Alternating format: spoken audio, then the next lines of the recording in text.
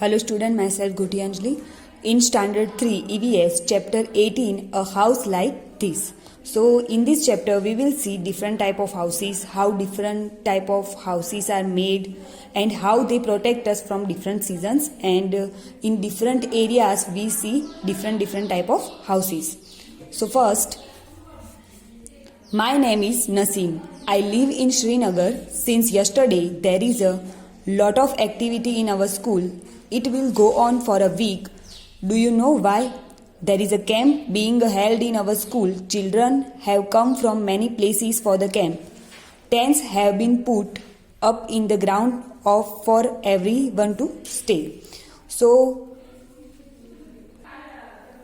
here we will see about Naseem.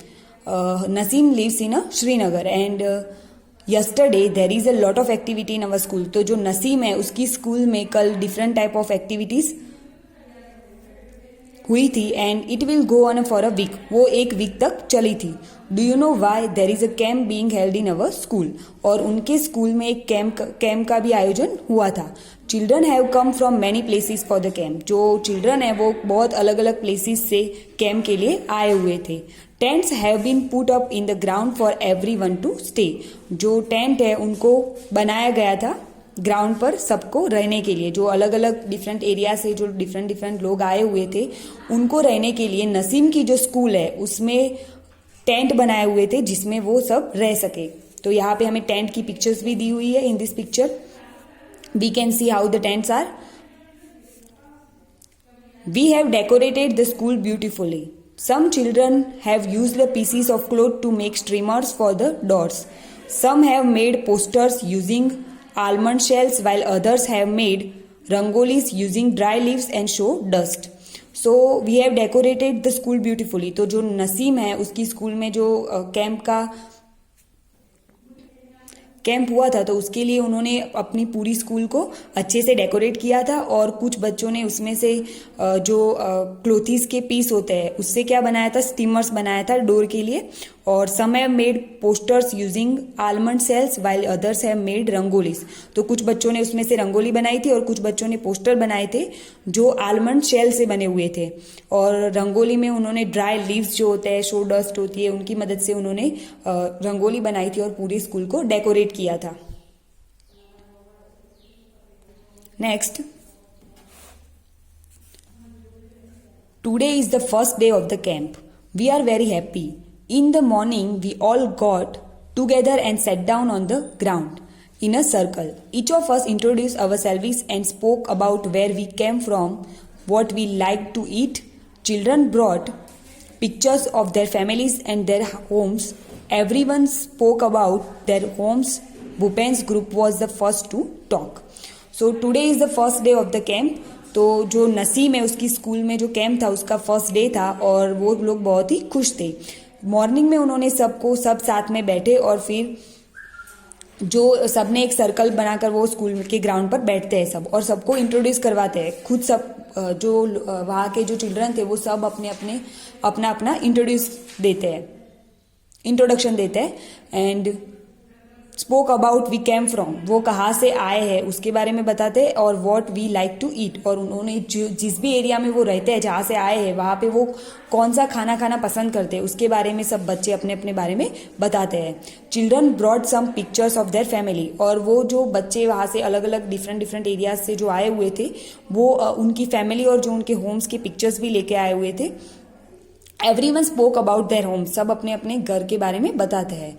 भूपेन्स group was the first to talk, और उसमें जो भूपेन का ग्रुप था वो फर्स्ट आता है अपना इंट्रोडक्शन देने के लिए. I have come from Molan village in Assam. It rains heavily in our place, hence our houses are made almost 10 to 12 feet above the ground. They are made on strong bamboo pillars. The inside of our houses are also made of wood. तो अभी जो भूपेन का group है जो first आता है अपना introduction देने के लिए, उसमें से जो बॉय आकर बोलता है उनके बारे में, उनके ग्रुप में से, वो कहाँ से है, मोलन विलेज. सबसे पहले तो उनको क्या बताना है इंट्रोडक्शन में कि वो कहाँ से आए हैं. तो वो कहाँ से आए, तो ये जो बॉय है वो मोलन विलेज से आया हुआ है जो आसाम में है. आसाम का एक विलेज है मोलन, वहां से वो आया है। तो जो आसाम एरिया है उसमें it rains heavily in our place, उसके जो एरिया में बहुत ही बारिश होती है। So their houses are made almost 10 to 12 feet above the ground, उनके जो घर है वो 10 to 12 फीट ग्राउंड से 10 to 12 फीट ऊपर बनाए जाते हैं। They are made on strong bamboo pillars, जो वो बना उनके जो पिलर्स होते हैं वो बम्बू के बने हुए होते हैं। And the inside of our houses are also made of wood, और उनके जो घर का अंदर का पार्ट है वो भी वुड का बना हुआ होता है, क्योंकि असम में बहुत बारिश होती है तो उसकी वजह से जो उनके घर होते हैं वो ग्राउंड से 10 to 12 फीट ऊपर बनाए जाते हैं, जिसकी वजह से जो पानी है वो उनके घर में ना आ जाए। और जो उनका पूरा घर ऊपर होता है 10 to 12 फीट, उसकी वजह से वो वुड के बने हुए होते हैं। सो यहाँ पे भूपेन का जो ग्रुप है वो उस तरह से अपने वो कहाँ से आया है और उनके हाउसेस किस टाइप के उसके बारे में वो बताता है। नेक्स्ट है why are houses made on bamboo pillars where Bhupen lives. तो अभी हमें उसके रिलेटेड एक क्वेश्चन दिया हुआ है कि जो भूपेन का हाउस है वो कहाँ किस पर बने हुए थे। जैसे हमारे घर होते हैं जो सीमेंट और ब्रिक्स उनके बने हुए होते हैं, तो इनका जो घर है वो बैम्बू पिलर्स मीन्स की वुडन का होता है। तो वो क्यों होता है एंड वेयर भूपेन लिव्स, उसके ऊपर से हमें यहाँ पे एक क्वेश्चन लिखना है। So as we have seen above, Bhupen hails from Assam. Bhupen कहाँ से है? आसाम से है। और Assam receives a heavy rainfall, Assam में क्या होता है बहुत ज्यादा बारिश होती है। So the houses there are made at a height of 10 to 12 feets and that's why houses are made on strong bamboo pillars, इसलिए उनको वहां पे बनाया जाता है। तो first question answer is Bhupen hails from Assam. Assam receives a heavy rainfall. So the houses, they are made at a height of 10 to 12 feet and that's why houses are made on strong bamboo pillars. So ये question आपको अपनी notebook में लिख देना है। And now next second question is what kind of roofs do this houses have, why are they made like this. So मतलब कि ये जो रूफ्स है, ये जो बैम्बू पिलर्स पे आसाम में बनाए जाते हैं जो घर, उनके जो रूफ्स होते हैं वो किस टाइप के होते हैं और वो उनका जो टाइप है वो ऐसा क्यों होता है, उनको ऐसा क्यों बनाया जाता है। तो वो आसाम में रहते हैं, जो भूपेन है वो आसाम में रहता है और वहाँ पे बहुत ज़्यादा बारिश होती है। सो जो पानी है वो उनके रूप पर रहे ना, इसलिए उसको और लीकेज प्रॉब्लम ना हो उसके लिए उसको उस तरह से बनाया जाता है।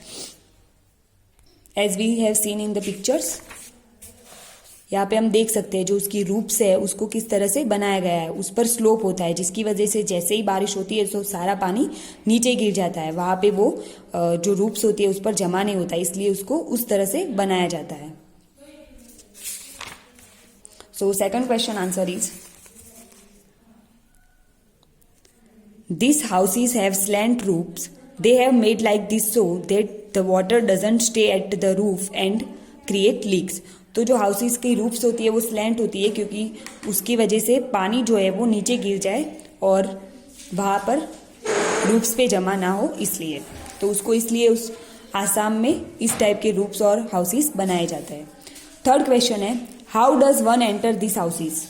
तो ये जो घर है भूपेन का उसमें लोग एंटर कैसे होते होंगे, क्योंकि उसको किस तरह से बनाया जाता था 10 to 12 फीट ऊपर बनाया जाता था, जो ग्राउंड है उससे 10 to 12 फीट ऊपर, तो उसमें जो लोग है वो एंटर कैसे होते होंगे। तो उनमें क्या होता होगा, एक वुडन लैडर्स होती है जिसकी वजह से वो उनके घर में एंटर हो सकते हैं। जैसे हमने पिक्चर्स में भी देखा कि वहां पे एक वुडन लैडर्स है जिसकी वजह से वो अपने घर में एंटर कर सकते हैं। So third question answer is one enter this houses by wooden ladders, wooden ladders की वजह से वो अपने घर में एंटर हो सकते हैं। नेक्स्ट क्वेश्चन है at night the ladders is removed from this houses, can you tell why. So रात को जो आसाम में जो ऐसे वुडन हाउसेस होते हैं उसमें रात में जो लैडर्स होती है वुडन लैडर्स उनको निकाला जाता है, रिमूव कर देते हैं वो।